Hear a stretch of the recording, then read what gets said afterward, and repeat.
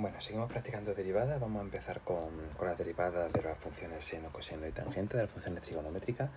He puesto aquí la tabla que tengo de mano. Recordad, yo me voy a centrar en este lado, f' de x. Recordad, la derivada del seno de una función, como veis aquí, es el coseno multiplicado siempre, regla de la cadena, por la derivada del argumento de la función, ¿no? O sea, si la función es la función de identidad, seno de x, pues derivada simplemente el coseno, porque la derivada de x de la función de identidad, recordad que es 1. ¿De acuerdo? Yo ya me voy a centrar, digamos, en la parte que lleva la regla de la cadena implícita. Me voy a centrar a partir de ahora en este tipo de ejercicio, de consulta de fórmula. Venga, pues empezamos por el apartado A. El seno de 6x, pues, ¿quién será f' de x? Estoy en el primer caso, la derivada de la función seno es el coseno con ese mismo argumento, y regla de la cadena, derivada del argumento, ¿de acuerdo? No se nos olvide la aplicación de la regla de la cadena, ¿de acuerdo? Lo que tenemos en esa f', siendo f', recordad que en la fórmula esto sería f, ¿vale? El seno de f, pues el coseno de f multiplicado por f'. Bueno, coseno de 6x ya está derivado, la derivada de 6x es 6, pues el resultado de esta derivada sería 6 veces el coseno de 6x. Ahora sí de simple este primer apartado. Pasamos al segundo, el de, tenemos un coseno, pues nada, ¿quién es f' de x? La derivada del coseno de cualquier función es menos el seno, como veis en la segunda línea, de esa misma función, multiplicado por la derivada del argumento de x dividido entre 1 menos x. Podemos hacer la derivada directamente como si fuese un producto. Recordar la regla de derivación del producto. Esto ya está derivado, menos el seno de x partido por 1 menos x, lo voy arrastrando. Lo único que me queda por hacer es esta derivada, ¿no? La derivada de x partido por 1 menos x, recordar la regla de derivación del producto, derivada del numerador, lo pongo entero, venga, derivada del numerador por el denominador sin derivar, menos el numerador sin derivar por la derivada del denominador, partido por el denominador al cuadrado, ¿de acuerdo? Derivada de un cociente, derivada de una división. Bueno, si miramos aquí lo que queda por derivar, la derivada de x de la función identidad es 1, y la derivada de 1 menos x, recordad que es menos 1, ¿no? La derivada de una constante, la derivada de 1 es 0, y la derivada de x es menos 1. Pues entonces, ¿qué me va a quedar? Menos el seno de x partido por 1 menos x, que multiplica, a ver qué me queda en esta fracción algebraica, 1 menos x, menos por menos más x partido por 1 menos x, todo ello elevado al cuadrado. Esto y esto se me va. Pues el resultado final de esta derivada podría ser menos 1 partido por 1 menos x elevado al cuadrado por el seno de x partido por 1 menos x.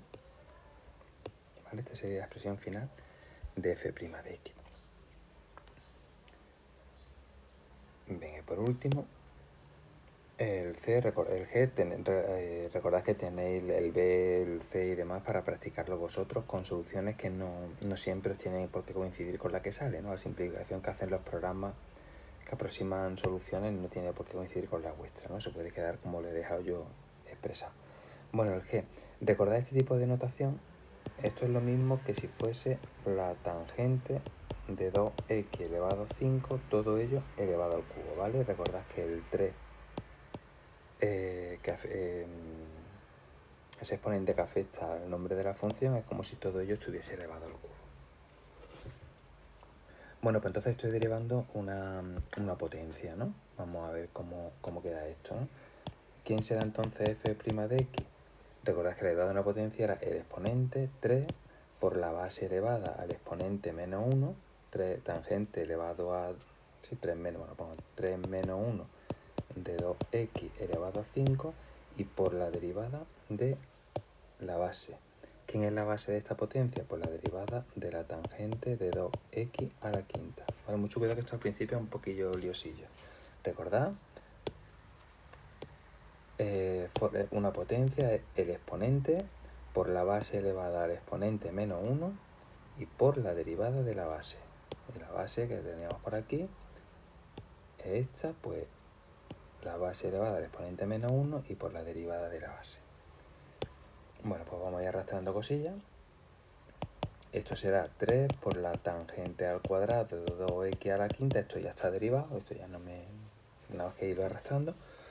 Y la derivada de la tangente. ¿Quién es la tangente? La derivada de la tangente tiene dos expresiones equivalentes. O bien 1 más la tangente al cuadrado, o bien 1 partido por el coseno al cuadrado de x. Luego siempre se multiplica por la f', por regla de la cadena, por la derivada del argumento, ¿no? Voy a coger, por ejemplo, la de 1 más la tangente al cuadrado.